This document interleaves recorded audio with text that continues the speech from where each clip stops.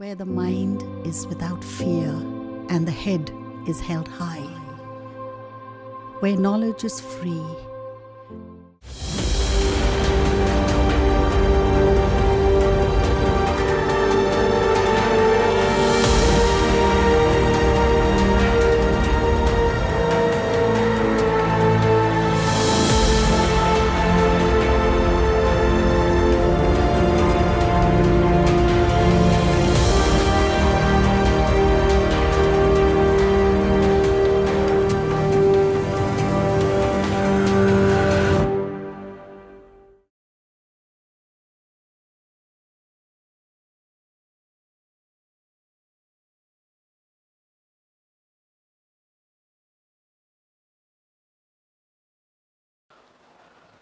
Good day to all my dear students. তোমরা জানো এই গোটা বিশ্ব যখন এই করোনার করাল গ্রাসে বিপর্যস্ত, সেই সংকটময় মুহূর্তে মালদা জেলা প্রশাসনের পক্ষ থেকে এইচএস অনলাইন ক্লাসরুমের আয়োজন করা হয়েছে। সেই অনলাইন ক্লাসরুমে মালদা জেলা স্কুলের দর্শন বিভাগের শিক্ষক আমি বুদ্ধদেব বিশ্বাস তোমাদের সামনে উপস্থিত হয়েছি। আজ তোমরা এর আগের দিনেই তোমরা জানো তোমরা লজিকের ক্লাস শুরু হয়েছে। গত দিনে তোমাদের লজিকের ফার্স্ট পার্ট অর্থাৎ আর্গুমেন্ট যুক্তি সম্পর্কে তোমরা জেনেছো। আমরা আজ সেকেন্ড চ্যাপ্টার অর্থাৎ বচন প্রপোজিশন, যেটা লজিকের মূল বেস ভিত্তি, সেই বচন সম্পর্কে আমরা আলোচনা করব পুঙ্খানুপুঙ্খভাবে। প্রিয় ছাত্রছাত্রীরা, তোমরা যারা এই অনলাইন ক্লাস ফলো করছো একটু খাতায় নোট ডাউন করবে পয়েন্টগুলো এবং খুব মনোযোগ সহকারে একটু শোনার চেষ্টা করবে, কেননা এটাই হচ্ছে লজিকে তোমাদের যে সিলেবাস আছে অবরোহ যুক্তি, সেই অবরোহ যুক্তির মূল বেসটাই হচ্ছে বচন। বচনটা যদি ভালোভাবে না জানতে পারো বা না শিখতে পারো তাহলে কোনোভাবেই পরবর্তী চ্যাপ্টারগুলোতে প্রসিড করা সম্ভব হবে না। প্রিয় ছাত্রছাত্রীরা, তাহলে আমরা এবার শুরু করছি। তোমরা বচন, এই বচন আমরা একটা সংজ্ঞা সাধারণত দিয়ে থাকি অবধারণের ভাষায় প্রকাশিত রূপ। অর্থাৎ বচন, সাধারণভাবে বচনের একটা সংজ্ঞা দেওয়া হয় যে অবধারণের ভাষায় প্রকাশিত রূপকেই বলা হয় বচন। স্থায়ীভাবেই প্রশ্ন দেখা দেয় অবধারণটা কি, হোয়াট ইজ অবধারণ, হোয়াট ইজ জাজমেন্ট। অবধারণ হচ্ছে যখন দুটো ধারণা আমরা মনে মনে তুলনা করি, পরস্পরের সাথে তুলনা করি, তখন সেটাকে বলা হয় অবধারণ। যেমন ধরো ফুল একটি ধারণা, লাল একটি ধারণা। এই দুটি ধারণাকে, এটাও ধারণা, লাল এটাও ধারণা, এই দুটি ধারণাকে যখন আমরা পরস্পরের সাথে মনে মনে তুলনা করছি তখন সেটা হচ্ছে অবধারণ। অবধারণ। আর এই অবধারণটাকে যখন আমরা ভাষায় প্রকাশ করছি কিভাবে, যখন বলছি ফুল হয় লাল কিংবা বলছি ফুল নয় লাল, তখন এটি হয়ে গেল বচন। তাহলে আমরা কি দেখলাম যে সাধারণ একটা সংজ্ঞা হচ্ছে অবধারণের ভাষায় প্রকাশিত রূপকেই বলা হয় বচন। স্থায়ীভাবে প্রশ্ন দেখা দিয়েছে যে অবধারণটা কি, হোয়াট ইজ জাজমেন্ট। যখন আমরা মনে মনে দুটো ধারণাকে নিয়ে পরস্পরের সাথে তুলনা করছি তখন সেটা হচ্ছে অবধারণ। আর এই অবধারণটাকে যখন আমরা ভাষায় এইভাবে প্রকাশ করছি যে ফুল হয় লাল বা ফুল নয় লাল, তখন সেটা হচ্ছে বচন। এবারে এই প্রসঙ্গে আমরা একটা ছোট্ট কথা, ছোট্ট আলোচনা আমরা করে নেব যে আমরা সাধারণত জানি, তোমরাও জানো যে আমরা আমাদের দৈনন্দিন জীবনে আমাদের যে মনের ভাব প্রকাশ করি কি, সে বাক্যের মাধ্যমে। এবং এখানে আমি যে বচনের কথা বললাম, দেখো ফুল হয় লাল ফুল নয় লাল, এটাও কিন্তু বাক্য। কিন্তু আমরা প্রতিদিনই যে বাক্যের মাধ্যমে আমাদের মনের ভাব প্রকাশ করছি সেখানে সেই বাক্যের সাথে এই যুক্তিবিজ্ঞানে যে শব্দটি ব্যবহার করা হচ্ছে বচন, সেই বচনের একটা পার্থক্য আছে। সেই বচন আর বাক্যের মধ্যে পার্থক্যটা কি আমাদের একটু জেনে নিতে হবে। তোমরা জানো যে বাক্যে কি থাকে, কতগুলো শব্দ যখন পাশাপাশি বসে একটা অর্থপূর্ণ মনের ভাব প্রকাশ করি তখন সেটাকে বাক্য বলা হয়, এবং তোমরা জানো বাক্যে উদ্দেশ্য বিধেয় এই অংশগুলো থাকে। কিন্তু বচনের ক্ষেত্রে অনেক সময় কি হয়, বাক্যে আমাদের আমরা যেভাবে আমাদের মনের ভাবটাকে প্রকাশ করি, সেক্ষেত্রে উদ্দেশ্য আর বিধির সম্পর্কটাকে সুস্পষ্টভাবে আমরা প্রকাশ করি না বাক্যের ক্ষেত্রে। কিন্তু বচন যখন আমরা করব, বচন যখন একটা সুনির্দিষ্ট আকার, সেক্ষেত্রে আমাদের উদ্দেশ্য আর বিধেয় পদের যে সম্বন্ধ, সেই সম্বন্ধটাকে সুস্পষ্টভাবে উল্লেখ করা হয়। সেই জন্য সাধারণত বলা হয় যে বাক্য মাত্রই বচন, কিন্তু বচন মাত্রই বাক্য নয়, বচন মাত্রই বাক্য কিন্তু বাক্য মাত্রই বচন নয়।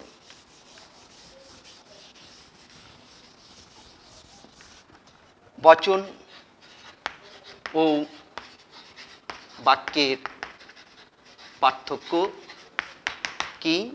বচন মাত্রই বাক্য, কিন্তু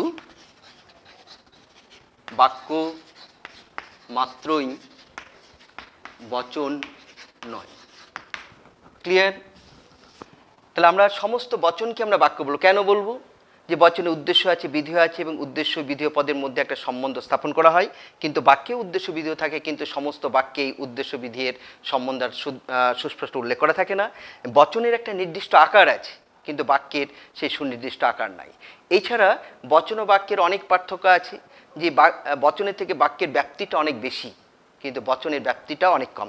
তা যাই হোক, এই প্রসঙ্গে আমরা বেশি আলোচনা না করেই আমরা এবারে চলে যাব যে বচনের সংজ্ঞা। তাহলে বচনের আমরা একটা সাধারণ সংজ্ঞা পেয়েছিলাম কি, যে অবধারণের ভাষায় প্রকাশিত রূপকেই বচন বলা হয়। এবং তারপরেই আমরা দেখলাম যে বচন ও বাক্যের মধ্যে পার্থক্য আলোচনা করতে গিয়ে আমরা দেখলাম যে বচন মাত্রই বাক্য, কিন্তু বাক্য মাত্রই বচন নয়। কাজে এই প্রসঙ্গে এইভাবে আমরা একটা বচনের সুস্পষ্ট সংজ্ঞা এখানে আমরা উল্লেখ করতে পারি। এইভাবে বচনের সংজ্ঞা কি, যে বাক্যের অন্তর্গত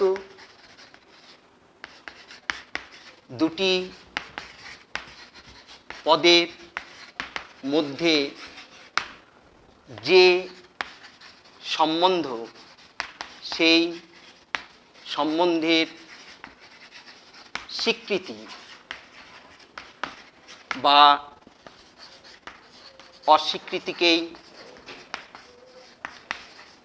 বলা হয় বচন। লক্ষ্য করো, এখানে আমরা বচনের একটা সুস্পষ্ট সংজ্ঞা দিয়েছি কি, দেখো যে বাক্যের অন্তর্গত দুটি পদের মধ্যে যে সম্বন্ধ, সেই সম্বন্ধের স্বীকৃতি বা অস্বীকৃতিকেই বলা হয় বচন। যেমন ধরো বলা হলো সকল কবি হয় ভাবুক, কিংবা বলা হলো কোনো কোনো মানুষ নয় সৎ। দেখো এখানে যে আমরা দুটো উদাহরণ নিয়েছি, সেই উদাহরণ দেখতে পাচ্ছি যেখানে প্রথম বাক্যের ক্ষেত্রে, বচনের ক্ষেত্রে উদ্দেশ্য কবি সম্পর্কে ভাবুক কথা এই গুণটা স্বীকার করা হয়েছে। দ্বিতীয় বচনের ক্ষেত্রে উদ্দেশ্য মানুষ সম্পর্কে সততাই গুণটা অস্বীকার করা আছে। এইভাবে বচনের আমরা একটা সংজ্ঞা, আমরা সুস্পষ্ট সংজ্ঞা দিই যে বাক্যের অন্তর্গত দুটি পদের মধ্যে যে সম্বন্ধ, সেই সম্বন্ধের স্বীকৃতি বা অস্বীকৃতিকেই বলা হয় বচন। এই হলো, এবারে আমরা চলে যাব বচনের বৈশিষ্ট্য।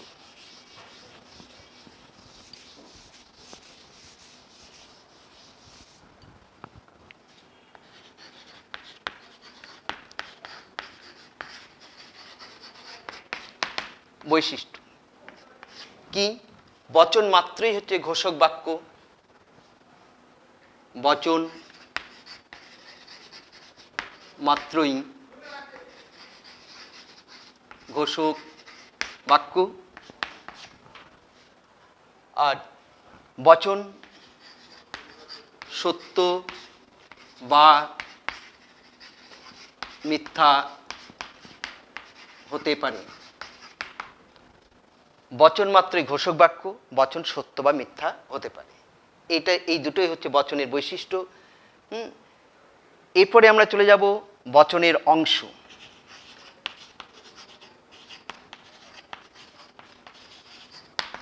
বচনের অংশ দেখো, আমরা একটা উদাহরণের সাহায্যে এই বচনের অংশগুলোকে আমরা বিশ্লেষণ করতে পারি।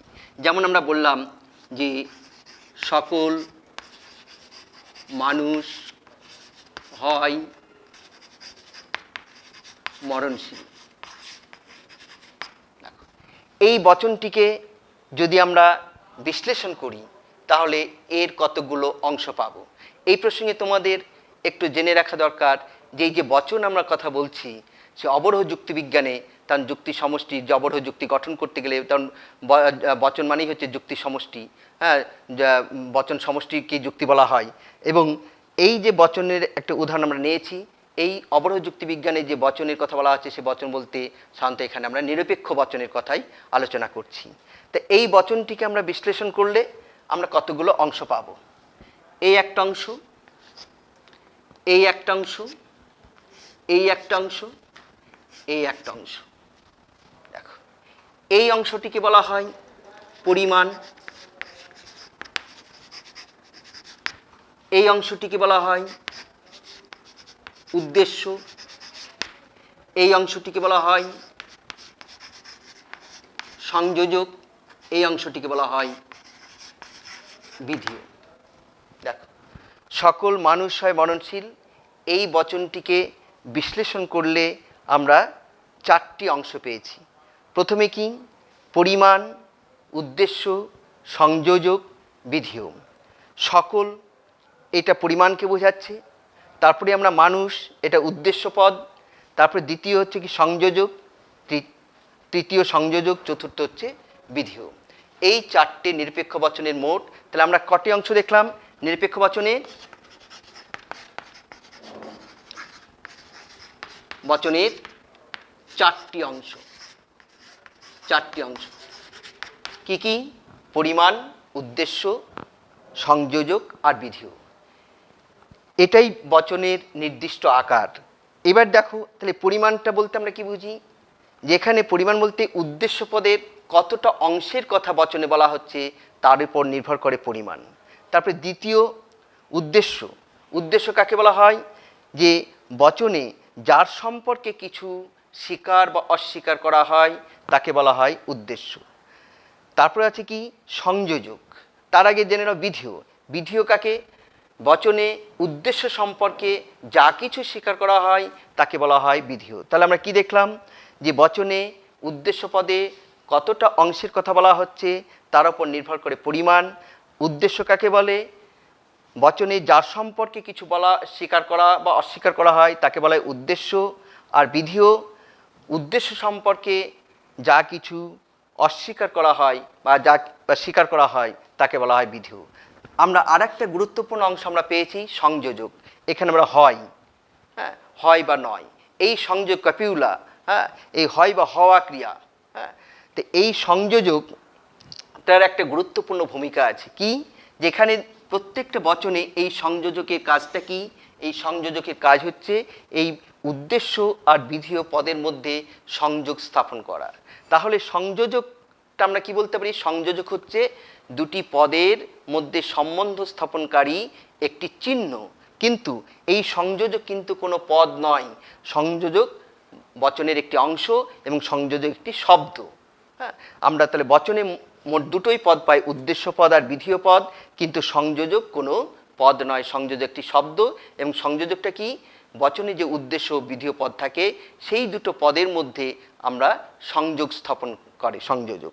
অর্থাৎ সংযোজক হচ্ছে দুটি পদের মধ্যে সংযোগ স্থাপনকারী একটি চিহ্ন।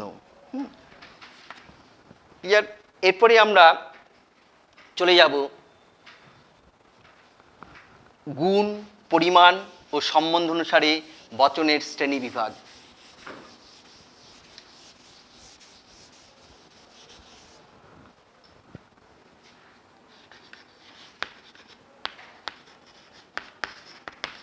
গুণ, পরিমাণ ও সম্বন্ধ অনুসারে বচনের শ্রেণীবিভাগ।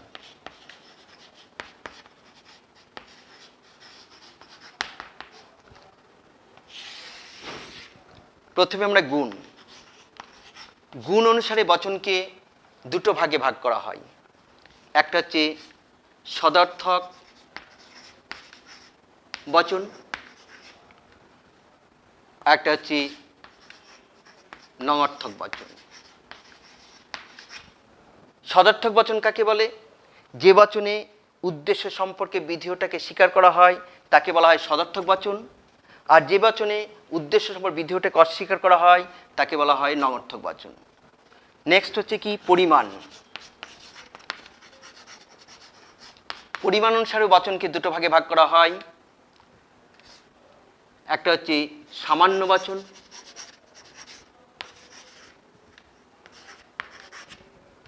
দুই নম্বর হচ্ছে বিশেষ বচন।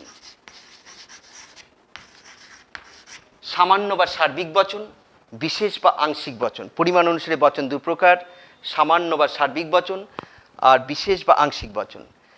এরপরে আমরা কি সম্বন্ধ অনুসারে। সম্বন্ধ অনুসারে বচন দু প্রকার। কি কি? একটা হচ্ছে নিরপেক্ষ বচন, দুই নম্বর হচ্ছে সাপেক্ষ বচন। তাহলে আমরা গুণ, পরিমাণ, সম্বন্ধ অনুসারে বচনের শ্রেণীবিভাগ পেলাম। গুণ অনুসারে বচন দু প্রকার, সদর্থক বচন, নঙর্থক বচন। পরিমাণ অনুসারে দু প্রকার, সামান্য বচন, বিশেষ বচন। সম্বন্ধ অনুসারে বচন দু প্রকার, নিরপেক্ষ বচন, সাপেক্ষ বচন। এখন যেটা আমরা আলোচনা করব, এছাড়াও বচনের আরও আমরা শ্রেণীবিভাগ পেয়ে থাকি। যেমন সেটা তোমরা শুধু একটু মাত্র জেনে নাও যে গঠন অনুসারে বচনকে শ্রেণীবিভাগ করা হয়। একটা হচ্ছে গঠন অনুসারে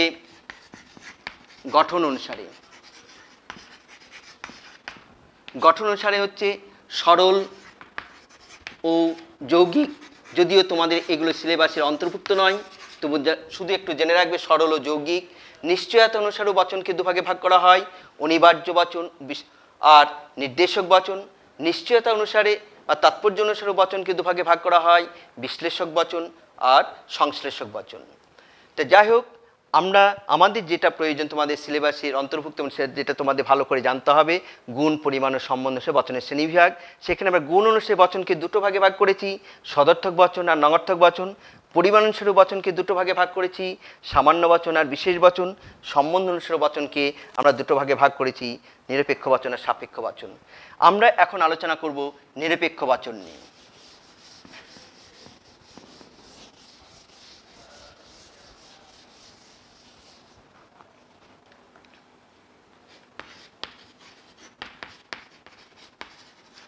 নিরপেক্ষ বচন, সম্বন্ধ অনুসারে বচনকে আমরা দুটো ভাগে ভাগ করেছি, নিরপেক্ষ বচন। তাই নিরপেক্ষ বচন কাকে বলে? যে বচনের উদ্দেশ্য ও বিধেয় পদের সম্বন্ধ অন্য কোনো শর্তের উপর নির্ভর করে না তাকে বলা হয় নিরপেক্ষ বচন। কি বললাম? যে বচনে উদ্দেশ্য ও বিধেয় পদের সম্বন্ধ অন্য কোনো শর্তের উপর নির্ভর করে না তাকে বলা হয় নিরপেক্ষ বচন। যেমন একটা উদাহরণ নাও, যে সকল কবি হয় ভাবুক। এক্ষেত্রে দেখো, উদ্দেশ্যপদ কি কবি, ভাবুক হচ্ছে বিধেয় পদ। এই উদ্দেশ্য বিধেয় পদের মধ্যে যে সম্বন্ধ স্বীকৃতিসূচক সম্বন্ধ স্থাপন করা হয়েছে, এই সম্বন্ধটি কোনো শর্তের উপর নির্ভরশীল নয়, সেই তো এটাকে আমরা নিরপেক্ষ বচন বলবো। আর একটা বচন আমরা পেয়েছি কি সাপেক্ষ বচন। এই সাপেক্ষ বচনটা কি? সাপেক্ষ বচনটা হচ্ছে যে বচনে উদ্দেশ্য বিধেয় পদের সম্বন্ধ অন্য কোনো একটি শর্তের উপর নির্ভর করে তাকে বলা হয় সাপেক্ষ বচন, শর্ত সাপেক্ষ। যেমন বলা হলো যে যদি বৃষ্টি হয় তাহলে মাটি ভেজে। দেখো, এটি একটি সাপেক্ষ বচন উদাহরণ। এখানে এই যে বৃষ্টি হওয়া, যদি বৃষ্টি হয় তাহলে মাটি ভেজে, তাহলে এখানে এই যে মাটি ভেজা, এই মাটি ভেজা একটা শর্তের উপর নির্ভর করছে। কি শর্ত? বৃষ্টি হওয়ার উপর। সেহেতু এটাকে আমরা সাপেক্ষ বচন বলবো। এবং সাপেক্ষ বচনে এই যে আকারটি আমরা পেয়েছি, উদাহরণটা আমরা দিয়েছি, এটাকে এই সাপেক্ষ বচনকে দুটো ভাগে ভাগ করা হয়। একটা হচ্ছে প্রাকল্পিক বচন আর একটা হচ্ছে বৈকল্পিক বচন। তো এই যে আমরা সাপেক্ষ বচনের আকারটি পেয়েছি, এটি হচ্ছে প্রাকল্পিক বচন। প্রাকল্পিক বচন, প্রাকল্পিক বচন। আরেকটাও আমরা পাই যে সে হয় বোকা অথবা বুদ্ধিমান। সে হয় বোকা, এখানে দেখো দুটো বিকল্প আছে, বোকা আর বুদ্ধিমান।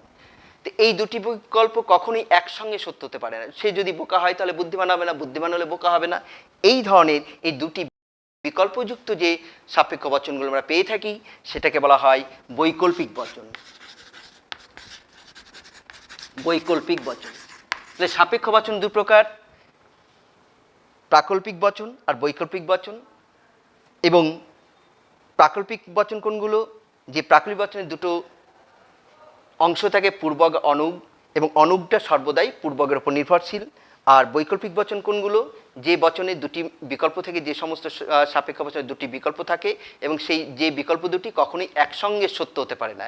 একটি সত্য হলে অপরটি অবশ্যই মিথ্যা হবে, পরস্পর বিরুদ্ধ আর কি। যাই হোক, আমাদের যেটা মূল আলোচ্য বিষয় আজকে সেটা হচ্ছে নিরপেক্ষ বচন, এবং এই নিরপেক্ষ বচন নিয়েই আমরা আলোচনা করব। এবং নিরপেক্ষ বচনের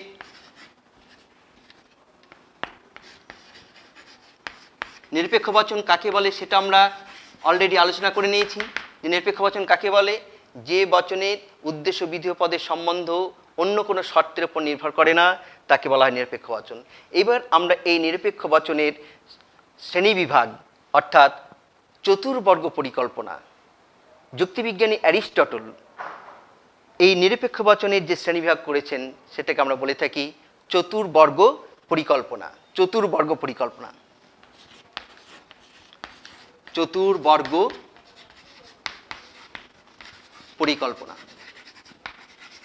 এটা হচ্ছে অ্যারিস্টটল, যুক্তিবিজ্ঞানী অ্যারিস্টটল নিরপেক্ষ বচনের যে শ্রেণীবিভাগ করেছেন সেটাকে বলা হয় চতুর্বর্গ পরিকল্পনা। চতুর্বর্গ পরিকল্পনা কেন বলা হলো? নিরপেক্ষ বচনের শ্রেণীবিভাগ করতে গিয়ে অ্যারিস্টটল দুটো ভাগে, প্রথমেই তোমরা দেখেছো যে আমরা গুণ অনুসারে বচনের শ্রেণীবিভাগ করেছি, আবার পরিমাণ অনুসারে বচনের শ্রেণীবিভাগ করেছি।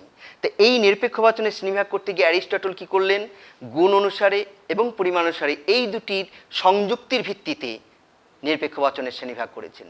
তাহলে এই চতুর্বর্গ পরিকল্পনা আলোচনা করতে গেলে আমাদের গুণ অনুসারে, পরিমাণ অনুসারে, তারপর সংযুক্তির ভিত্তিতে কীভাবে তিনি শ্রেণীবিভাগ করেছেন সেটা আমরা দেখব। তাহলে প্রথমত আমরা কি দেখব? প্রথমত গুণ অনুসারে। গুণ অনুসারে দু প্রকার। গুণ অনুসারে দু প্রকার। একটা কি? সামান্য বচন। দুই বিশেষ গুণ অনুসারে সদর্থক বচন। দুই নঙর্থক বচন। নঙর্থক বচন। গুণ অনুসারে বচন দু প্রকার, সদর্থক বচন আর নঙর্থক বচন। ঠিক একইভাবে দ্বিতীয়ত পরিমাণ অনুসারে।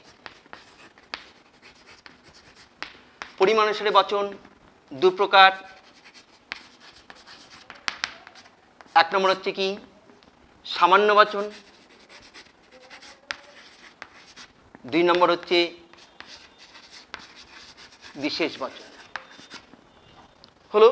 এরপরে কি করলেন অ্যারিস্টটল?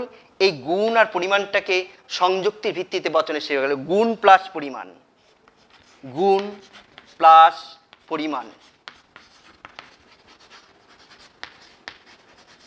গুণ প্লাস পরিমাণ অনুসারে বচন চার প্রকার। গুণ প্লাস পরিমাণ। প্রিয় ছাত্রছাত্রীরা, তোমরা এগুলোকে নোট ডাউন করবে। তাহলে আমরা প্রথমত গুণ অনুসারে দু প্রকার পেয়েছি, সদর্থক নঙর্থক বচন। পরিমাণ অনুসারে বচন দু প্রকার, সামান্য বচন বিশেষ বচন। এবার কি করলেন, গুণ আর পরিমাণকে সংযুক্ত করলেন, অর্থাৎ গুণ ও পরিমাণ এর সংযুক্তির ভিত্তিতে বচন হচ্ছে 4 প্রকার। কি কি? 1 নম্বর হচ্ছে, অর্থাৎ যে বচনটা সামান্য বচন সেই বচনটা সদর্থক হতে পারে আবার নঙর্থক হতে পারে, আবার যে বচনটা বিশেষ বচন সেটা সদর্থক হতে পারে আবার নঙর্থক হতে পারে। এই জন্য গুণ আর পরিমাণটাকে সংযুক্তিকরণ করার প্রয়োজন হলো। তাই প্রথমত কি, সামান্য সদর্থক বচন। 2, আমরা এটা উপর থেকে লিখছি, একটু মুছে দিচ্ছি।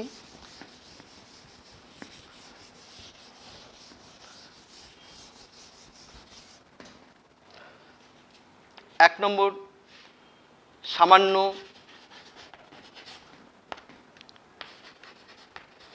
সদর্থক বচন। 2, সামান্য নঙর্থক বচন। 3, বিশেষ সদর্থক বচন। 4, বিশেষ নঙর্থক বচন। তাহলে গুণ ও পরিমাণের সংযুক্তির ভিত্তিতে আমরা এই 4 প্রকার বচন পেলাম। সামান্য সদর্থক বচন, সামান্য নঅর্থক বচন, বিশেষ সদর্থক বচন, বিশেষ নঅর্থক বচন। এটাকে বলা হয় অ্যারিস্টটলের চতুর্বর্গ পরিকল্পনা এবং নিরপেক্ষ বচনের শ্রেণীবিভাগ। তোমাদের স্থায়ীভাবে এখান থেকে প্রশ্ন আসে যে বচন কাকে বলে, বচন কাকে বলে আমরা আলোচনা করেছি। বচনকে নিরপেক্ষ বচনের শ্রেণীবিভাগ করো, বা গুণ ও পরিমাণ নিরপেক্ষ বচন কয় প্রকারে কী কী তোমরা এখান থেকে পেয়ে যাচ্ছ। তাহলে নিরপেক্ষ বচনের শ্রেণীবিভাগ আলোচনা করতে গেলে তোমাদের কীভাবে করতে হবে, যে প্রথমত গুণ অনুসারী বচন 2 প্রকার, সদর্থক বচন নঙর্থক বচন, পরিমাণ অনুসারী বচন 2 প্রকার, সামান্য বচন বিশেষ বচন, এবং গুণ ও পরিমাণের সংযুক্তির ভিত্তিতে বচন হচ্ছে 4 প্রকার, সামান্য সদর্থক বচন, সামান্য নঅর্থক বচন, বিশেষ সদর্থক বচন, বিশেষ নঅর্থক বচন। এরপর এই যে আমরা 4 প্রকার বচন আমরা পেলাম, এই 4 প্রকার বচন তর্কবিজ্ঞান বা যুক্তিবিজ্ঞান যেহেতু সাংকেতিক আকারের সাহায্যে আমরা আলোচনা সুবিধার্থে এই 4 প্রকার বচনের একটা সাংকেতিক আকার বা সাংকেতিক রূপ দেওয়া হয়েছে। যেমন সামান্য সদর্থক বচনের সাংকেতিক রূপ হিসাবে এ, ক্যাপিটাল লেটার এ ব্যবহার করা হয়। সামান্য নঅর্থক বচনের সাংকেতিক রূপ হিসাবে ক্যাপিটাল লেটার ই ব্যবহার করা হয়। বিশেষ সদর্থক বচনের সাংকেতিক রূপ হিসাবে আই, ক্যাপিটাল লেটার আই। বিশেষ নঅর্থক বচনের সাংকেতিক রূপ হিসাবে ও। তাহলে আমরা কি পেলাম, এ, ই, আই, ও, এই 4 প্রকার। আমরা তাহলে এ বলতে আমরা সামান্য সদর্থক বচনকে বুঝি, ই বলতে আমরা সামান্য নঅর্থক বচনকে বুঝি, আই বলতে আমরা বিশেষ সদর্থক, ও বলতে আমরা বিশেষ নঅর্থক বচনকে আমরা বুঝে থাকি। ক্লিয়ার? তাহলে আমরা নিরপেক্ষ বচনের শ্রেণীভাগ পেয়ে গেছি। এইবার আমাদের যেটা আলোচনায় আমরা যাব, এই যে আমরা 4 প্রকার বচন আমরা পেলাম এবং আমরা দেখলাম, আমরা আগেই আলোচনা করেছি যে অবরোহ যুক্তিবিজ্ঞানে যুক্তি গঠন করতে গেলে আমাদের বচন অতি প্রয়োজনীয় এবং বচনের সাহায্যে আমরা একটা যুক্তি গঠন করে থাকি।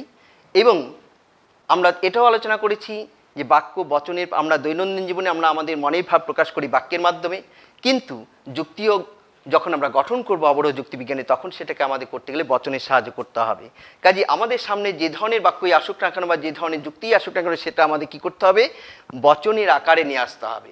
এবং বচনের আমরা একটা নির্দিষ্ট আকারও আমরা পেয়েছি।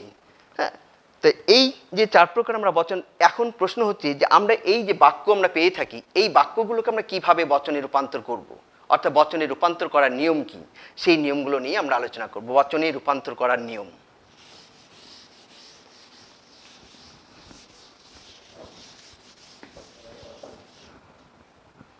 বাক্য থেকে বচনে রূপান্তর করার নিয়ম।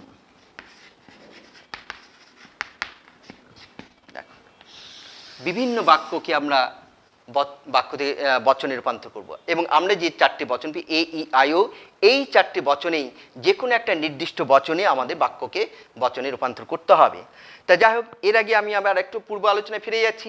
তোমরা দেখলে যে এর আগে বচনের আমরা একটা নির্দিষ্ট আকার পেয়েছি, যেটা আমি একটা সমীকরণের মাধ্যমে দেখাচ্ছি। দেখো, বচন মানেই হচ্ছে আমরা কি পেয়েছি, বচনের নির্দিষ্ট আকার। প্রথমে কি থাকছে, পরিমাণ, তারপরে কি, উদ্দেশ্য, তারপরে কি সংযোজক, তারপরে কি বিধিও। চারটে, এই মোট চারটে অংশ। এবং এই যে আমরা সমীকরণটি দেখালাম, এই আকারেই প্রত্যেকটা বাক্যকে বচনে রূপান্তর করতে হবে। এটাকে কোনোভাবেই ইচ্ছে মতো আগে বিধিও বা আগে সংযোজক পরে পরিমাণ এইভাবে আকারটাকে পরিবর্তন করা যাবে না। এই নির্দিষ্ট আকারেই একটা বাক্যকে বচনে রূপান্তর করতে হবে। প্রথমে পরিমাণ, উদ্দেশ্য, সংযোজক আর বিধিও। কাজে একটা বাক্যকে যখন তুমি বচনে রূপান্তর করতে হবে, সেই বাক্যের মধ্যে পরিমাণও আছে, উদ্দেশ্য আছে, সংযোজক আছে, বিধিও আছে। তাহলে সেই যে বিষয়গুলো, সেইগুলোকে তোমাকে সঠিকভাবে আগে চিহ্নিতকরণ করতে হবে, সেকে চিনতে হবে। চিনলেই তাহলে তুমি এই নির্দিষ্ট বা নির্দিষ্ট ছাঁচেই এই বচনটিকে তুমি সাজাতে পারবে। এবং এই প্রসঙ্গে এই যে বিভিন্ন বাক্যকে আমরা যে এ, ই, আই ও এই চারটে বচনে রূপান্তর করব, তাহলে এই চারটে বচনের প্রত্যেকটা বচনের একটা নির্দিষ্ট নিয়ম আছে যে কোন ধরনের বাক্যগুলোকে আমরা এ বচনে রূপান্তর করব, কোন ধরনের বাক্যগুলোকে ই বচনে রূপান্তর করব, কোন ধরনের বাক্যগুলোকে আই বচনে রূপান্তর করব এবং কোন ধরনের বাক্যগুলোকে ও বচনে রূপান্তর করব। তার একটা নির্দিষ্ট কতগুলো নিয়ম আছে। সেই নিয়মগুলো তোমাদের মনে রাখতে হবে এবং জানতে হবে। আচ্ছা, এই সঙ্গে আর একটা বিষয় যে যখন একটা বাক্যকে আমরা বচনে রূপান্তর করব, তখন সেক্ষেত্রে দুটো জিনিস অবশ্যই মনে রাখতে হবে। প্রথম কথা হচ্ছে যে মূল বাক্যের অর্থের পরিবর্তন করা চলবে না। মূল বাক্যের অর্থ অপরিবর্তিত থাকবে, অপরিবর্তিত থাকবে। আর একটা কি, বাক্যটিতে কি জাতীয় পরিমাণসূচক শব্দ যুক্ত আছে। হ্যাঁ, বাক্যটিতে পরিমাণসূচক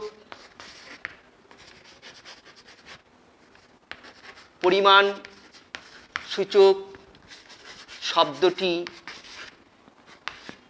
নির্ণয় করতে হবে।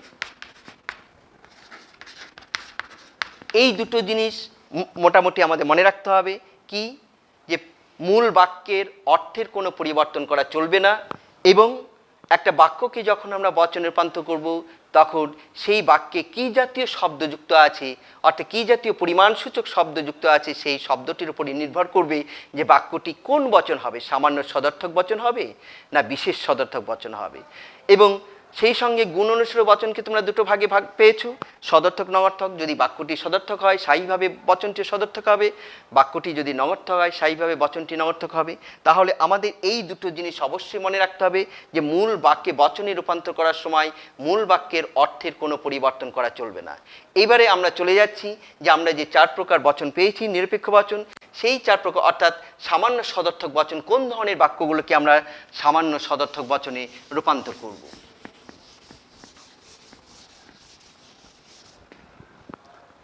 সামান্য সদর্থক বচন, সামান্য সদর্থক বচন এ।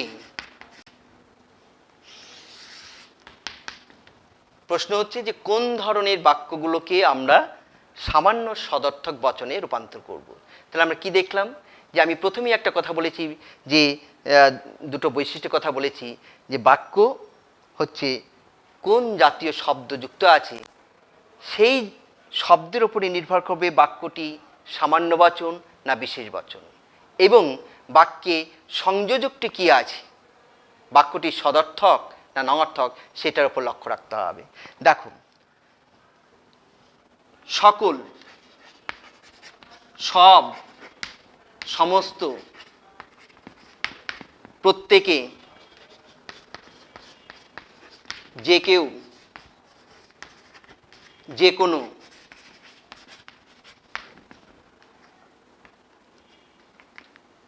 নিশ্চিতভাবে,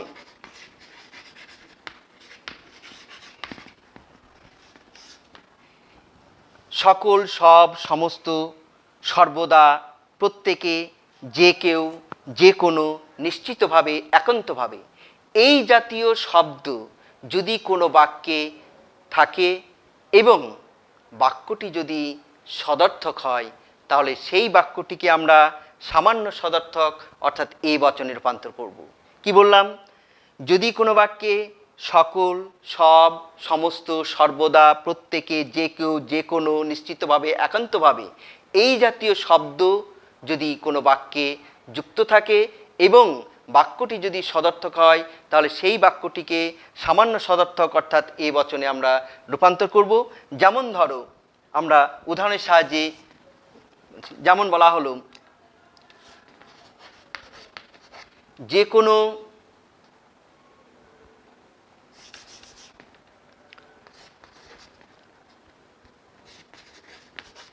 মানুষ এই কাজটি করতে পারে। দেখো ভালো করে লক্ষ্য করো, আমরা এখানে একটি বাক্য নিয়েছি, যে কোনো মানুষ এই কাজটি করতে পারে। আমরা বলে থাকি যে কোনো মানুষ এই কাজটি করতে পারে, এইভাবে আমরা আমাদের মনের ভাব প্রকাশ করি। কিন্তু প্রশ্ন হচ্ছে, এই বাক্য দিয়ে তো আমরা কোনো যুক্তি গঠন করতে পারবো না। তাহলে এই বাক্যটিকে আমাদের কি করতে হবে? বচনে রূপান্তর করতে হবে। তাহলে এই বাক্যটিকে আমাদের বচনে রূপান্তর করতে গেলে আমাদের কি করতে, আমরা তো 4টে বচন পেয়েছি, এ, ই, আই, ও, সামান্য সদর্থক, সামান্য নঅর্থক, বিশেষ সদর্থক, বিশেষ নঅর্থক। তাহলে এবার এই বাক্যটিকে বচনে রূপান্তর করতে গেলে আমরা কি বললাম, যে মূল বাক্যের অর্থের কোনো পরিবর্তন করা চলবে না। অর্থাৎ এই বাক্যটি যে জাতীয় অর্থ প্রকাশ করছে, বচনেও সেই একই অর্থ প্রকাশ করতে হবে, অর্থটাকে অপরিবর্তিত রাখতে হবে। তাহলে কিভাবে করব? এর নিয়ম হচ্ছে কি, আমরা দেখব, প্রথমেই লক্ষ্য করব যে বাক্যে পরিমাণসূচক শব্দটি কি আছে। আমরা এখানে একটা লক্ষ্য করো, যে কোনো, আমরা সংজ্ঞাতে এই বচন সার্বিক সদর্থক এই বচনের সংজ্ঞাটা আমরা দিয়েছি। যে কোনো আমরা একটা শব্দ পাচ্ছি, এই বাক্যটিকে ভেঙে নাও, পরিমাণসূচক যে কোনো। মানুষ, এটা কি? এই বাক্যের উদ্দেশ্য পদ, আর এই কাজটি করতে পারে, এটা হচ্ছে বিধেয় পদ। এবং যে কোনো মানুষ এই কাজটি, এটা হচ্ছে বাক্যটি সদর্থক। তাহলে বচনটি অবশ্যই কি হবে? সদর্থক হবে। এবং এখানে যে কোনো মানুষ, যে কোনো মানুষ বলতে সমস্ত মানুষের কথাই বলা হচ্ছে, কোনো একটি মানুষকে বাদ দেওয়া হচ্ছে না। পৃথিবীতে যত মানুষ আছে সমস্ত মানুষের কথা বলা হচ্ছে। অর্থাৎ আমরা কি বলেছিলাম, যে পরিমাণের দিক থেকে বাক্যটিকে দুটি ভাগে ভাগ করা হয়, সামান্য আর বিশেষ। সামান্য কোনগুলো? যখন উদ্দেশ্য পদের সমগ্র অংশের কথা বলা হয়, সমস্তকে স্বীকার করা বা অস্বীকার করা হয়, তখন তাকে বলে সামান্য। কিন্তু যখন উদ্দেশ্য পদের আংশিক অংশের কথা বলা হয়, তখন সেটা হচ্ছে আংশিক বচন বা বিশেষ বচন। তো এখানে আমরা যে কোনো মানুষ বলতে সমস্ত মানুষের কথা বলা হচ্ছে, এই উদ্দেশ্য পদের সমগ্র অংশের কথা বলা হচ্ছে। কাজেই স্বাভাবিকভাবেই আমরা এই যে কোনো শব্দের দ্বারা এই বাক্যটিকে আমরা সামান্য বচন বলতে পারি। এবং বাক্যটি কি? সদর্থক। কাজেই বচনটি কী হবে? সামান্য সদর্থক বচন হবে। অর্থাৎ এটাকে আমাদের এই বচনে রূপান্তর করতে হবে। তাহলে এটা কি করতে হবে? Logical form, LF, logical form. Logical form অর্থাৎ বচন আকার, যুক্তি আকার, লজিক্যাল ফর্ম। এই লজিক্যাল ফর্মটা কি পেলাম? তাহলে এই বাক্যটিকে বিশ্লেষণ করে আমরা কি পেলাম? সামান্য সদর্থক বা এ বচন, এ। দেখো এবারে দেখো, এই বাক্যটিকে তুমি যে বচনের যে এটা পেয়েছিলে, মনে আছে নিশ্চয়ই? আমি এখানে আবার লিখে দিচ্ছি, পরিমাণ, উদ্দেশ্য, বিধেয়, সংযোজক আর বিধেয়। এই যে বচনের যে নির্দিষ্ট আকার, এবার এই ছাঁচে ফেলে দাও। তাহলে পরিমাণ কি? পরিমাণটা হচ্ছে কি? এখানে যে কোনো বলতে সামান্য বচনের পরিমাণ বলতে সকল, সামান্য সদর্থক সকল এই বচনের, সামান্য নঅর্থে হচ্ছে কোনো, আর বিশেষ সদর্থক বা বিশেষ নঅর্থক হচ্ছে কোনো কোনো। তাহলে এখানে সামান্য সদর্থক, তাহলে এখানে পরিমাণটা কি হবে? যে কোনো বলতে সকল, সকল। তারপরে কি আছে? উদ্দেশ্য। এই বাক্যের উদ্দেশ্য কোনটা? মানুষ। দেখ, তারপরে কি আছে? সংযোজক। সংযোজক কি? এখানে বাক্যটি কি সদর্থক বচন, অর্থাৎ ক্রিয়া বর্তমানকাল সবসময় বর্তমানকালে হবে। হওয়া ক্রিয়া, এখানে টু বি হওয়া ক্রিয়া কি হবে? সকল মানুষ হয়। তারপরে কি আছে? বিধেয়। বিধেয় কোনটা? এই কাজটি করতে পারে। তাহলে এখানে দেখো, সকল মানুষ হয় এই কাজটি করতে পারে, এইটা লিখলে কি ভালো হবে? ভালো হবে না। তাহলে এখানে আমরা এই যে বিধিও এই কাজটি করতে পারে, এই সংযোজকের পর যদি এই বাক্যে যেটা আছে বিধিও পদ সেটা যদি আমরা লিখে দিই সকল মানুষ হয় এই কাজটি, তাহলে বচনটা শ্রুতিমধুর হবে না। সেই জন্য কোনো কোনো ক্ষেত্রে একটা বচনকে শ্রুতিমধুর করার জন্য আমাদের অতিরিক্ত শব্দ সংযোজন করতে হবে, যে শব্দগুলো হয়তো বিধির সাথে সেটা বচনের কোনো পদ বা অংশ নয়, সেটা কোনো একটি পদের অংশ, কোনো একটা পদের অংশ, কিন্তু বচনের কোনো নির্দিষ্ট কোনো পদ নয়। তাহলে এখানে আমরা কি করব, এই বচনটিকে শ্রুতিমধুর করার জন্য সকল মানুষ হয় এমন যারা এই কাজটি করতে পারে। সকল মানুষ হয় এমন যারা, তাহলে কি বললাম, যদি আমরা করতাম সকল মানুষ হয় এই কাজটি করতে পারে, তাহলে এই বচনটি শ্রুতিমধুর হতো না। সেই জন্য আমরা কি এই এমন যারা এই কথাটি আমরা বিধেয় পদের সাথে সংযোজন করলাম, অতিরিক্ত শব্দ সংযোজন করে বচনটিকে আমরা শ্রুতিমধুর করলাম। এবং এক্ষেত্রে দেখো বচনটিকে বিশ্লেষণ করো, দেখো আমরা 4টে অংশ পাচ্ছি, সকল পরিমাণ, মানুষ উদ্দেশ্য, হয় সংযোজক, আর এমন যারা এই কাজটা করতে পারে, এটা গোটাটাই হচ্ছে বিধেয়। এইভাবে বচনে বাক্য থেকে বচনে রূপান্তর করতে হবে। ক্লিয়ার হলো? এটা তাহলে আমরা কি পেলাম, সামান্য সদর্থক বা এ বচন। এবার এই সামান্য সদর্থক বা এই বচনে একটা ব্যতিক্রম এই প্রসঙ্গে তোমাদের জেনে রাখতে হবে। ব্যতিক্রমটা কি, যে আমরা যে সামান্য সদর্থক বা এই বচনে যে পরিমাণসূচক শব্দগুলোর কথা আমরা এই ক্ষেত্রে উল্লেখ করেছি, এখন এই জাতীয় শব্দ যদি কোনো বাক্যে যুক্ত থাকে তাহলে, এবং বাক্যটি যদি নঅর্থক হয়, তাহলে সেই বাক্যটিকে আমরা বিশেষ নঅর্থক বা ও বচনে রূপান্তর করব। যেমন ধরো, তাহলে এইটার সামান্য সদর্থকে ব্যতিক্রম।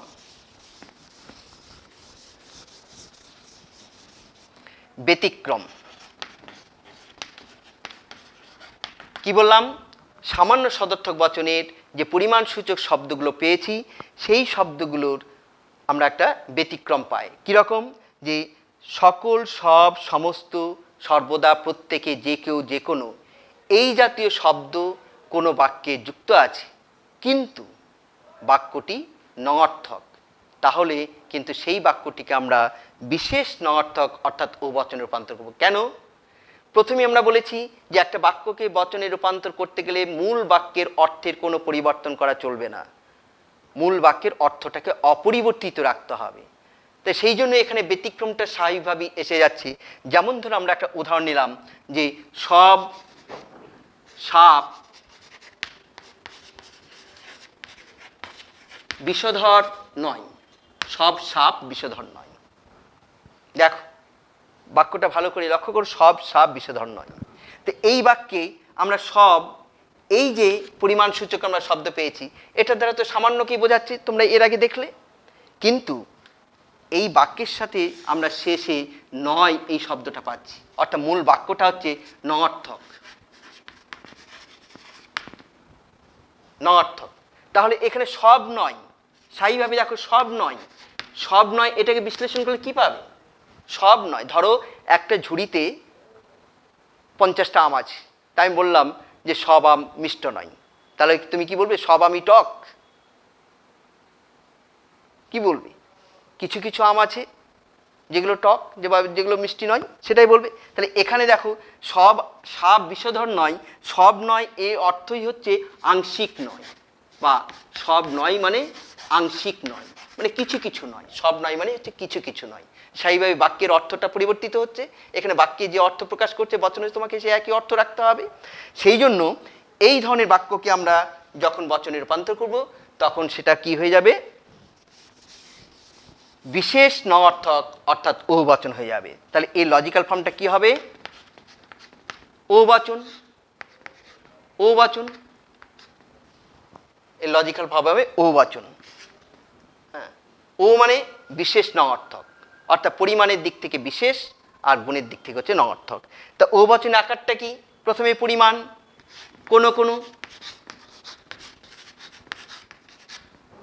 এবার এই বাক্যে উদ্দেশ্যপদ কোনটা, পরিমাণ হয়ে গেল, উদ্দেশ্য কোনো সাপ। তারপরে কি আসবে, সংযোজক। বাক্যটি যেহেতু নঅর্থক, এখানে সংযোজক কি হবে, নয়। বিধেয় কোনটা? বিষধর।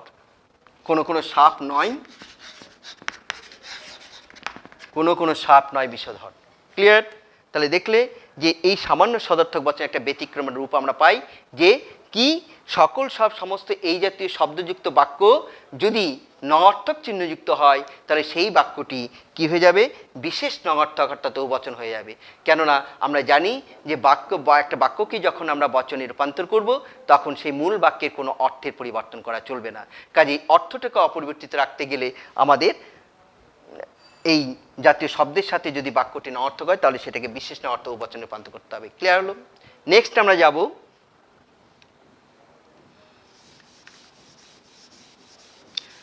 সামান্য নঅর্থক বচন।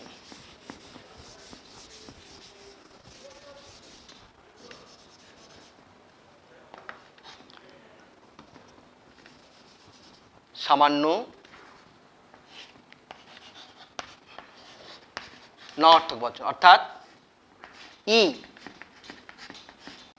সামান্য নঅর্থক। দ্বিতীয় প্রকার বচন সামান্য নঅর্থক বচন অর্থাৎ ই বচন। ঠিক একইভাবে আমরা সামান্য নঅর্থক বা ই বচনের একটা নিয়ম আমরা পেতে পারি। কীরকম? দেখো, কোনো নয়, কখনো নয়, কেহই নয়, কেহই নয়, কিছুই নয়, কিছুই নয়, কোনো দিনই নয়।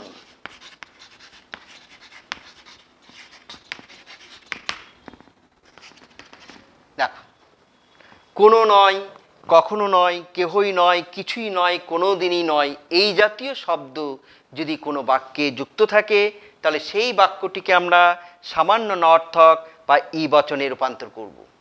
কি বললাম? কোনো নয়, কখনো নয়, কেহই নয়, কিছুই নয়, কোনো দিনই নয়, এই জাতীয় শব্দ যদি কোনো বাক্যে যুক্ত থাকে তাহলে সেই বাক্যটিকে আমরা সামান্য নঅর্থক বা ই বচনে রূপান্তর করব। যেমন বলা হলো, মানুষ কখনো পূর্ণ নয়। No man is perfect.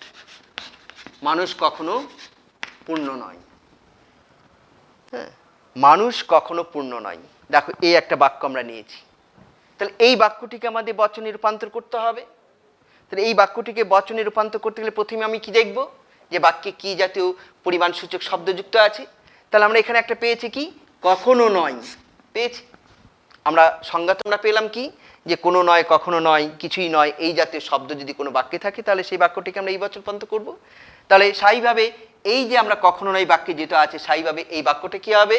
সামান্য নঅর্থক অর্থাৎ ই বচন হবে। তাহলে লজিক্যাল ফর্মটা কী হবে? ই।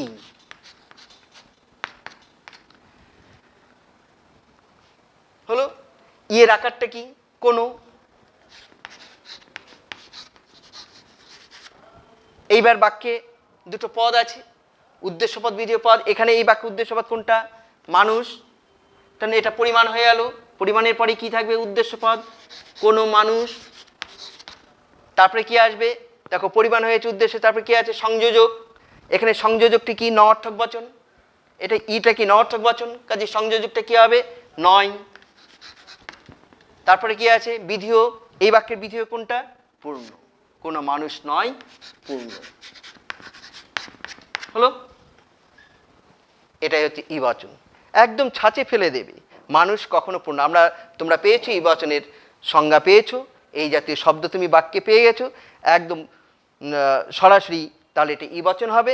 এবং প্রথমেই পরিমাণ যে ছাঁচ পেয়েছো, পরিমাণ, উদ্দেশ্য, সংযোজক, বিধেয়।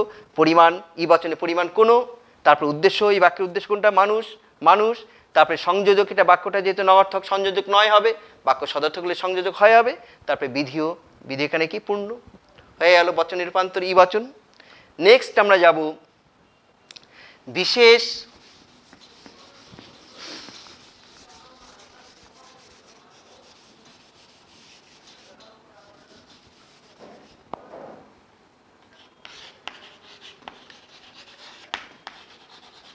বিশেষ সদর্থক বচন। আই, বিশেষ সদর্থক বচন আই। দেখো, পরিমাণের দিক থেকে বিশেষ আর গুণের দিক থেকে হচ্ছে সদর্থক। এক্ষেত্রেও ঠিক একইভাবে আমরা এইভাবে সংজ্ঞাটা দিতে পারি বা সূত্রটা বলতে পারি কি, কোনো কোনো কিছু কিছু প্রায়ই অধিকাংশ সাধারণত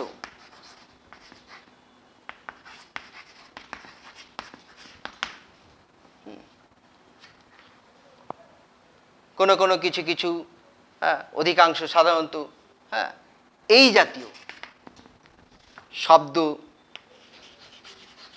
যুক্ত বাক্য যদি সদর্থক হয় তাহলে সেটি কি হবে, আই বচন। দেখ শুনে নাও, যদি কোনো বাক্যে কোনো কোনো কিছু কিছু প্রায়ই অধিকাংশ সাধারণত মাঝে মাঝে এই জাতীয় শব্দযুক্ত বাক্য যদি কি হয়, সদর্থক হয়, তাহলে সেই বাক্যটিকে আমরা আই বচন অর্থাৎ বিশেষ সদর্থক অর্থাৎ আই বচনে রূপান্তর করব। আবার বলছি, কোনো কোনো কিছু কিছু প্রায়ই মাঝে মাঝে অধিকাংশই সাধারণত এই জাতীয় পরিমাণসূচক শব্দ যদি কোনো বাক্যে থাকে এবং বাক্যটি যদি সদর্থক হয় তাহলে সেই বাক্যটিকে আমরা বিশেষ সদর্থক অর্থাৎ আই বচনে রূপান্তর করব। যেমন ধরো,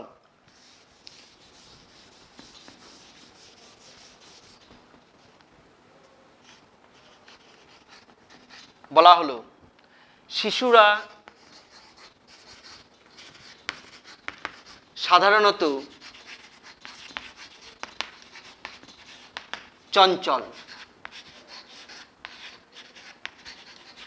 শিশুরা সাধারণত চঞ্চল। দেখো বাক্যটা ভালো করে লক্ষ্য করে, শিশুরা সাধারণত চঞ্চল। এই বাক্যটিকে আমাদের বচন রূপান্তর করতে হবে। তাহলে প্রথমে কি দেখব, বাক্যে কি জাতীয় পরিমাণসূচক শব্দ আমরা যুক্ত আছি। আমাদের সূত্র অনুসারে আমরা পেয়েছি বাক্যে একটা কি, সাধারণত। আমরা কিছুক্ষণ আগেই দেখলাম যে অধিকাংশ সাধারণত মাঝে মাঝে প্রায়ই কোনো কোনো এই জাতীয় শব্দ যদি কোনো বাক্যে থাকে তাহলে সেটা কি যে পরিমাণের দিক থেকে বিশেষ হয়ে যাবে। তাহলে সাধারণত এই শব্দটা যেহেতু বাক্যে আছে, স্বাভাবিক বাক্যটা পরিমাণের দিক থেকে বিশেষ বচন হবে। আর শিশুরা সাধারণত, শিশুরা মানে সব শিশুর কথাই বলা হয়নি, সব শিশুরা সাধারণত শিশুরা মানে কিছু কিছু কোনো কোনো শিশুর কথা বলা হয়েছে। তো এখানে এই সাধারণত এবং সেই সংজ্ঞাটি কি, বাক্যটা কি, সদর্থক। তাহলে পরিমাণের দিক থেকে বাক্যটি বিশেষ বচন, আর গুণের দিক থেকে বাক্যটি সদর্থক বচন। তাহলে লজিক্যাল ফর্ম কি হবে, আই বচন। তাহলে কি হবে, কোনো কোনো, আই বচন আকারটা কি, পরিমাণ, কোনো কোনো, এখানে উদ্দেশ্যপদ কোনটা, শিশু। এবারে কি আসবে, সংযোজক, বাক্যটা কি সদর্থক, স্থায়ীভাবে সংযোজক কি হবে, হয়। তারপরে বিধেয় পদ কোনটা, চঞ্চল। কোনো কোনো শিশু হয় চঞ্চল, কোনো কোনো শিশু হয় চঞ্চল। আর একটা উদাহরণ নাও, অধিকাংশ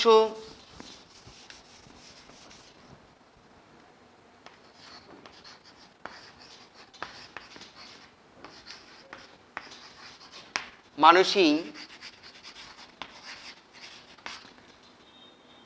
স্বার্থপর। অধিকাংশ মানুষই স্বার্থপর।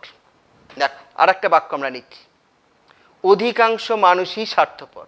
ঠিক একইভাবেই আমরা অধিকাংশ এই শব্দটা পেয়েছি, পরিমাণসূচক শব্দ।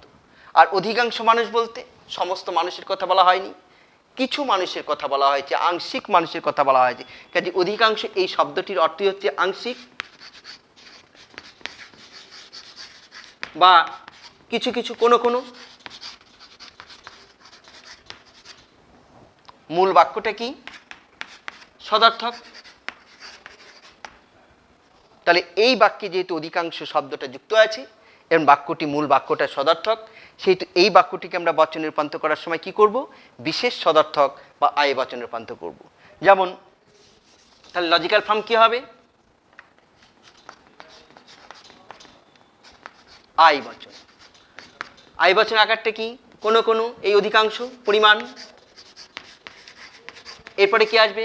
বচনে আকার অনুযায়ী উদ্দেশ্য। উদ্দেশ্যপদ কোনটা? মানুষই। কিন্তু এখানে কোনো কোনো মানুষই তোমরা লিখবে না, মানুষ, যেহেতু এটা বচনে রূপান্তর করছে।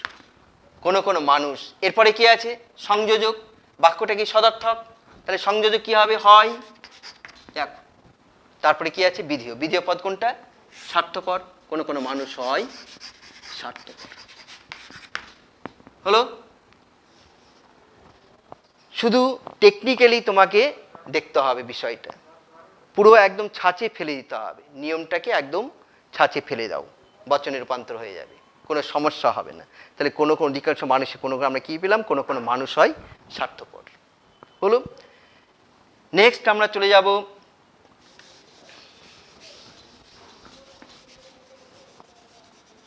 বিশেষ নঅর্থক বচন। ও দেখো, বিশেষ নঅর্থক অর্থাৎ ও বচন। বিশেষ একই ব্যাপার, আংশিক মানেই কোনো কোনো। এক্ষেত্রে বিশেষ নঅর্থক বচনের ক্ষেত্রে আমরা বলবো যে কোনো কোনো, কিছু কিছু, প্রায়ই, প্রায়ই, অধিকাংশ, সাধারণত, বেশিরভাগ,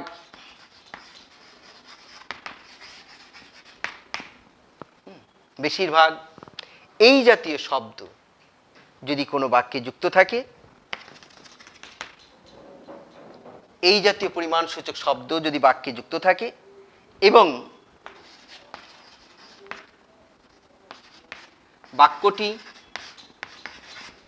নঅর্থক হয়, বাক্যটি নঅর্থক হয়, তাহলে সে কি হবে? ও বচন হবে। শোনো, তাহলে কি দেখলাম? কোনো কোনো, কিছু কিছু, প্রায়ই, অধিকাংশই, সাধারণত, বেশিরভাগ, মাঝে মাঝে, এই জাতীয় শব্দ যদি কোনো বাক্যে যুক্ত থাকে এবং বাক্যটি যদি নঅর্থক হয়, তাহলে সেই বাক্যটিকে আমাদের বিশেষ নঅর্থক অর্থাৎ ও বচনে রূপান্তর করতে হবে। যেমন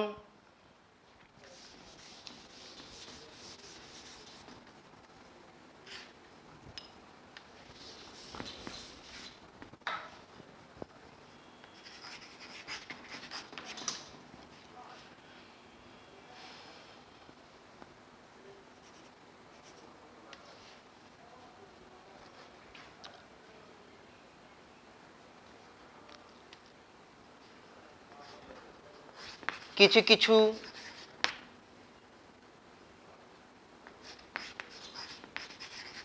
রাজনীতিবিদ,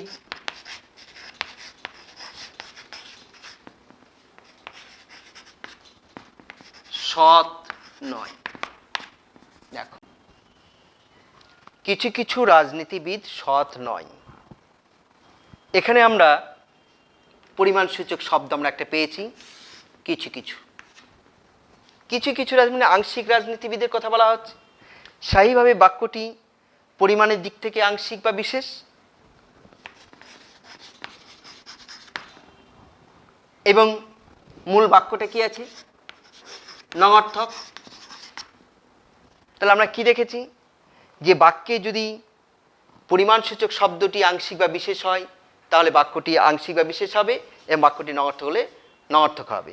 এবং এখানে কিছু কিছু, এই যে পরিমাণসূচক শব্দটা আমরা পেয়েছি, এই শব্দটির দ্বারা বিশেষ বা আংশিক রাজনীতিবিদকে বোঝানো হচ্ছে। কাজেই এই বাক্যটি পরিমাণের দিক থেকে বিশেষ বচন হবে এবং মূল বাক্যটি কি আছে? নঅর্থক আছে, সৎ নয়। কাজেই এই বাক্যটি কি হয়ে যাবে? নঅর্থক বচন অর্থাৎ বিশেষ নঅর্থক অর্থাৎ ও বচন হয়ে যাবে। তাহলে এটা লজিক্যাল ফর্ম কি হবে?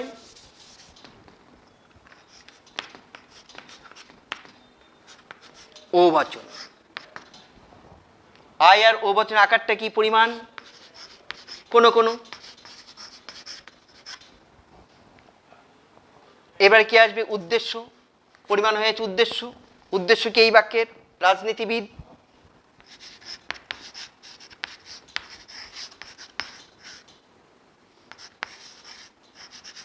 কোনো রাজনীতিবিদ। তারপরে কি আসবে? সংযোজক। বাক্যটা কি নঅর্থক, কাজে সংযোজক কি হবে? নয়। তারপরে কি আছে? বিধিও। বিধিওটা কি আছে? সৎ। তাহলে এই বাক্যটিকে আমরা বচনে রূপান্তর করে কি পেলাম? কোনো রাজনীতিবিদ নয় সৎ। ক্লিয়ার? এই হচ্ছে মোটামুটি আমরা যে বাক্যগুলো আমরা পেলাম সরল বাক্য, এই সরল বাক্যের আমরা বচনে রূপান্তর করা। এছাড়াও আমরা আরও কিছু জটিল বাক্য আমরা পেয়ে থাকি, যে বাক্যগুলোকে আমাদের বচনে রূপান্তর করতে হয়। যেমন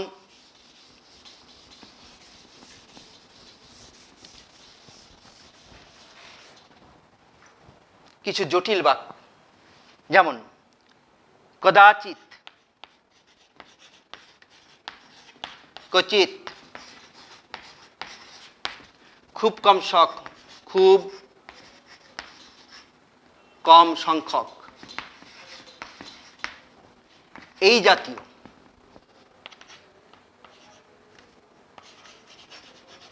শব্দযুক্ত বাক্যের ক্ষেত্রে দুটি নিয়ম অনুসরণ করতে হবে।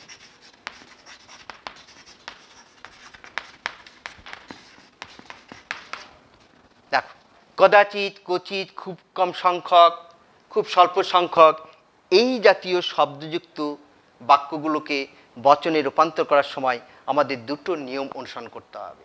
প্রথম কি? যে এই কদাচিৎ, ক্বচিৎ, খুব কম সংখ্যক, এই শব্দগুলোর অর্থটা তোমাকে বিশ্লেষণ করতে বা জানতে হবে। কদাচিৎ, ক্বচিৎ, খুব কম সংখ্যক, এই শব্দগুলোর অর্থ ফিউ, সেলডম, হার্ডলি। এই শব্দগুলির অর্থ হচ্ছে আংশিক নঅর্থক, বিশেষ নঅর্থক। এবং সেই জন্য এই জাতীয় শব্দযুক্ত বাক্যের ক্ষেত্রে তোমাদের দুটো নিয়ম অনুসরণ করতে হবে। খুব সহজ কথায়, যে এই জাতীয় শব্দ উক্ত শব্দযুক্ত বাক্য সদর্থক হলে বচনটি নঅর্থক হবে। খুব ভালো করে এটা পয়েন্ট আউট করবে। উক্ত শব্দযুক্ত বাক্য যদি সদর্থক হয় তাহলে বচনটি নঅর্থক হয়। স্বাভাবিকভাবে একটা তোমাদের মনে প্রশ্ন জাগতে পারে যে তোমরা এর আগে দেখলে যে বাক্যটা সদর্থক হলে বচনটা সদর্থক হচ্ছে, বাক্যটা নঅর্থক হলে বচনটা নঅর্থক হচ্ছে। কিন্তু এক্ষেত্রে আমরা বলছি যে বাক্যটি যদি সদর্থক হয় তাহলে বচনটি নঅর্থক হয়ে যাবে, এবং বাক্যটি যদি নঅর্থক হয় তাহলে বচনটি সদর্থক হবে। স্বাভাবিক ব্যাপার। এই যে প্রথমেই বললাম কদাচিৎ, ক্বচিৎ, খুব, এগুলো হচ্ছে নেগেটিভ ওয়ার্ড, নাবাচক শব্দ। এমন কী ধরনের নাবাচক? আংশিক নাবাচক, বিশেষ নাবাচক, আংশিক নাবাচক বা বিশেষ নাবাচক। সেই জন্য এই শব্দগুলোর সাথে যদি বাক্যটি সদর্থক হয় তাহলে নঅর্থক হবে, আর বাক্যটি নঅর্থক হলে বচনটি হয়ে যাবে সদর্থক হবে, বচনটি সদর্থক হবে। খুব সহজভাবে তোমরা একটা উদাহরণ নাও, উদাহরণ নিলেই বুঝতে পারবে। যেমন ধরো বলা হলো কদাচিৎ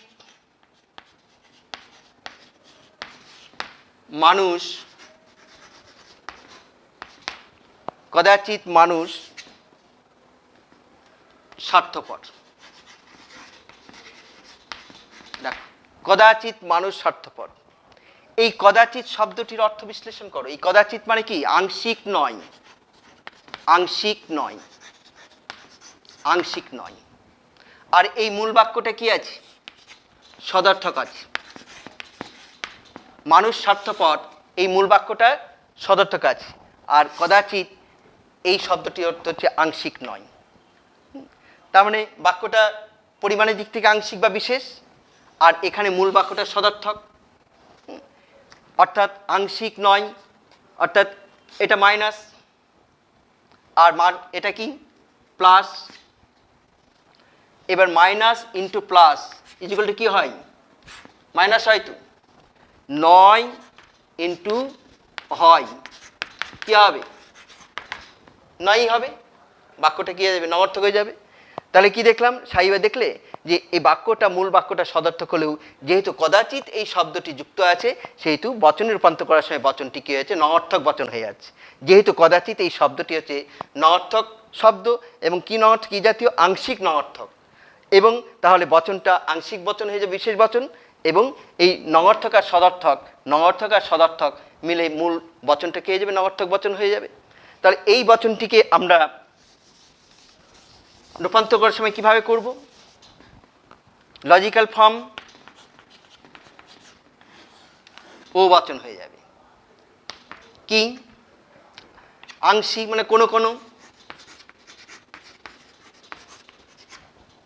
উদ্দেশ্যবাদ কোনটা? মানুষ। সংযোজক কোনটা? নয়। আংশিক নৌবচন। বিধেয়বাদ কোনটা? স্বার্থপর। কোনো কোনো মানুষ নয়, স্বার্থপর। তাহলে কদাচিৎ, ক্বচিৎ, খুব কম সংখ্যক এই জাতীয় শব্দযুক্ত বাক্য যদি সদর্থক হয় তাহলে বচন হয়ে যাবে সেটা নঅর্থক, বিশেষ নঅর্থক। কিন্তু বাক্যটি যদি নঅর্থক হয় তাহলে কি হবে? দেখো, কদাচিৎ মানুষ বললাম স্বার্থপর নয়, এইভাবে দিলাম বাক্যটা। কদাচিৎ মানুষ স্বার্থপর নয়। এর আগে আমরা দেখলাম কদাচিৎ মানুষ স্বার্থপর, এবারে দেখছি কদাচিৎ মানুষ স্বার্থপর নয়। দেখো, ঠিক একইভাবে বিশ্লেষণ করো। আংশিক নয়, কদাচিৎ মানে আংশিক নয়। মূল বাক্যটা কি? নঅর্থক। তাহলে আংশিক নয় মানে মাইনাস, কোনো কোনো নয়। মূল বাক্যটা নঅর্থক, মাইনাস ইন্টু মাইনাস কি হয়? Result plus. অঙ্কের নিয়ম, অর্থাৎ 9 গুণ 9 কি হবে? হ্যাঁ বাচক হয়ে যাবে। বাংলা ব্যাকরণে তোমরা করেছো। তাহলে এই জাতীয় শব্দযুক্ত বাক্যের ক্ষেত্রে বাক্যটি যদি নঅর্থক হয় তাহলে বচনটা কি হয়ে যাবে? সদর্থক হয়ে যাবে। তাহলে এই ক্ষেত্রে কি হয়ে যাবে? আংশিক সদর্থক, অর্থাৎ আই বচন হবে।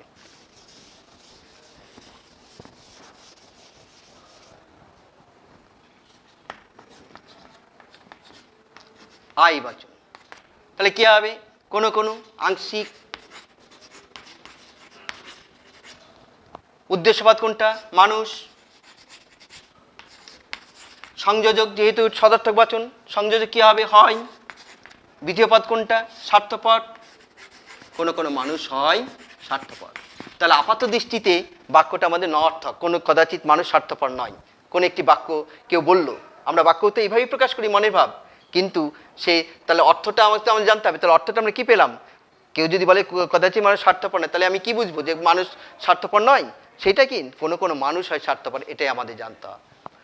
প্রিয় ছাত্রছাত্রীরা, আমি চেষ্টা করছিলাম আজকে তোমাদের এই অধ্যায়টা শেষ করে দেওয়ার, কিন্তু তোমরা জানো যে অনেক বড় অধ্যায় এবং এটা ভালো করে না শিখলে অবরোধ যুক্তিবিজ্ঞানে এগোনো যাবে না, বা বচনটাই আমাদের শিখতে হবে ভালো করে। কারণ এর যে পরবর্তী যে যুক্তিবিজ্ঞানে যে পরবর্তী যে অধ্যায়গুলো আছে, প্রত্যেকটা অধ্যায় কিন্তু এই বচনের উপর বেশ করে। বচনটা ভুল হয়ে গেলে তোমার কোনো যুক্তি গঠনই তোমরা যুক্তি গঠন করতে পারবে না বা ভুল হয়ে যাবে।